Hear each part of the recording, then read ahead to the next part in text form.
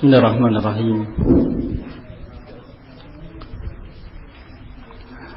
Alhamdulillah nahmaduhu wa nasta'inuhu wa nastaghfiruh. Wa na'udzu billahi min shururi anfusina wa min sayyiati a'malina. May yahdihillahu fala mudilla lahu wa may yudlil fala hadiya lahu. Asyhadu an la ilaha illallah wahdahu la syarika lahu wa asyhadu anna Muhammadan abduhu wa rasuluh. Amma ba'd. Khana fillah rahimani wa rahimakumullah jami'a.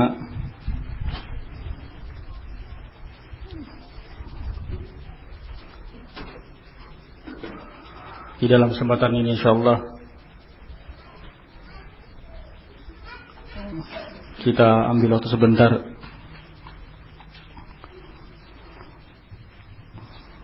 yang sebetulnya rencananya tadi malam atau di waktu yang lain.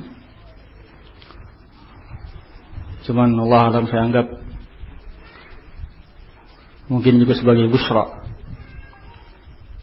sebagai kabar gembira bagi ikhwan salafiyin.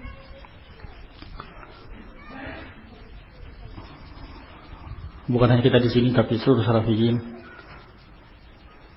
Saya punya pendapat untuk menyampaikan apa yang mau saya sampaikan sekarang di majelis ini.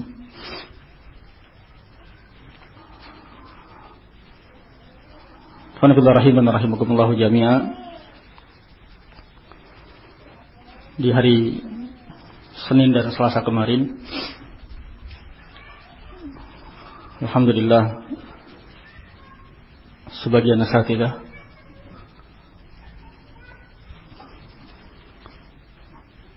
berkumpul dan bermusyawarah di Cirebon, atau mungkin lebih tepatnya sebetulnya di soalnya tempatnya di masuk ke Kabupaten Kuningan. Dua hal yang inti yang kita dapatkan. Yang pertama adalah rencana daurah masyayikh, daurah para ulama kita insyaallah di Jogja dan beberapa kota yang lain.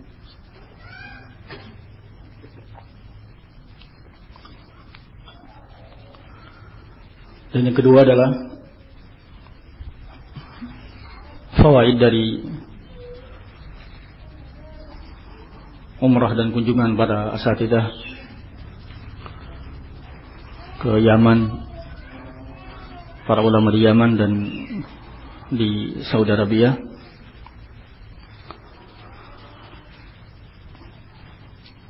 Walhasil ikhwan fillah rahiman rahimakumullah. Yang pertama,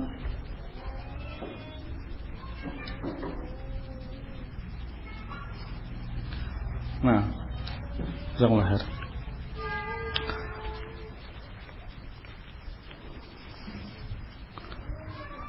Yang bisa kita ambil faedah dari musyawarah kemarin adalah himmah, semangat para asatidzah untuk dakwah ini. Mereka mengorbankan waktu, tenaga, dan juga sebagian mereka biaya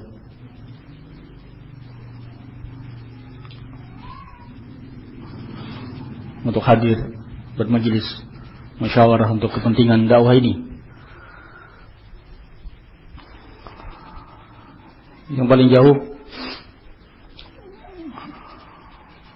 hadir setelah dari sini Al-Ustaz Askari Abu Karimah.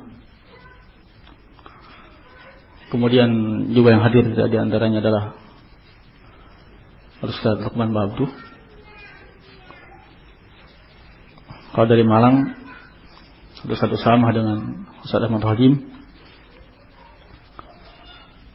Kemudian dari Solo, beberapa orang, Ustaz Ajif, Ustaz Muhtar, Ustaz Muhammad Al-Hadis. Kemudian dari Jogja, Ustaz Jabar. Kemudian Ustaz Abdul Haq, Ustaz Abu Ishaq.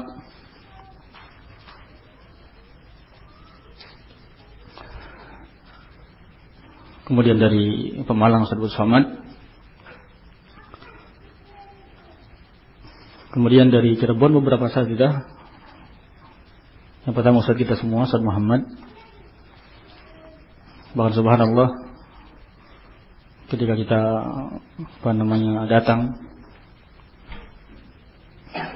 ketika itu kita Ustaz Usama, kemudian Ustaz Abdul Somad, Ustaz Askari, yang berkesempatan menjemput, beliau ajarkan kita untuk tawadu, jemput kita ketika itu beliau Ustaz Muhammad dan beberapa asatidz yang lain, Ustaz Helmi, Ustaz Mahmud. Subhanallah, wa nabillahi rahiman rahimakumullah. 2 hari dalam majelis yang penuh kehangatan keakraban. Kita lihat di antara para asatidzah diskusi sehingga disimpulkan insyaallah daurah di Bantul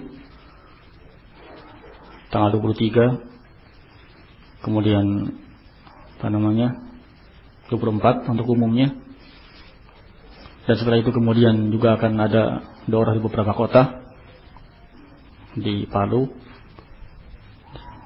mungkin di Balikpapan, di Purbalingga, dan mudah-mudahan nanti di Banten, Tangerang.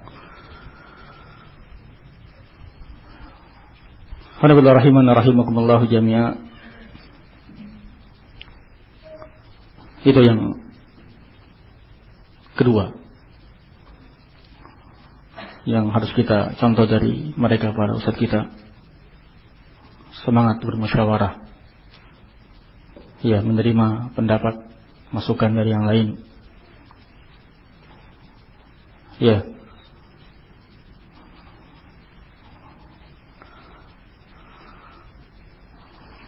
dan kemudian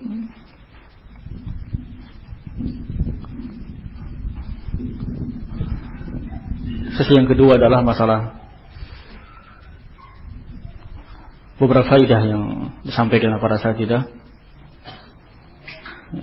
di antaranya Ustaz Luqman, Ustaz Qamar, Ustaz Muhammad,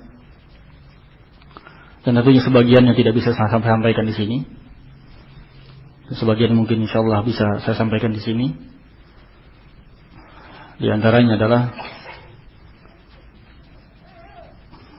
pertanyaan Ustaz Luqman kepada Syekh Ubaid hafizahullah taala,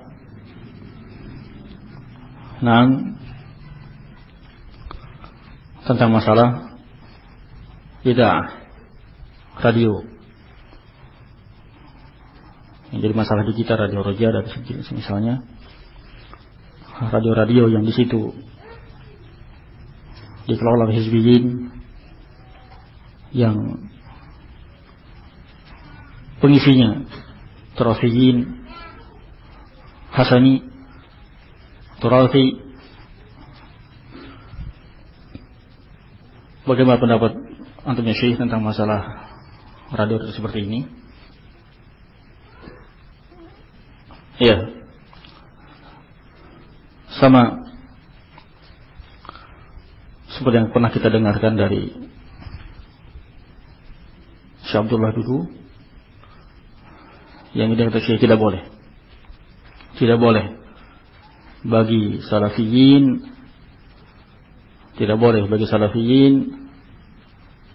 boleh bagi tulabul ilmi, para penuntut ilmu, untuk mendengarkannya. Tidak boleh bagi para salafiyin dan tulabul ilmi untuk mendengarkannya. Dan juga tidak boleh bagi para da'i untuk mendengarkannya. Illa, kata Syekh, kecuali dia mendengarkan untuk membantahnya, kecuali dia dengar untuk membantahnya. Kemudian salah obrolan yang penuh kehangatan kekeraban tersebut juga Ustaz Muhammad berikan faedah juga ketika beliau berkunjung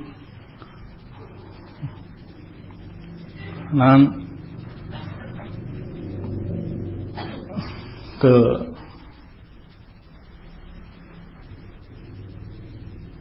Syekh Muhammad bin Hadi hafizahullah ta'ala. Dia bertanya tentang masalah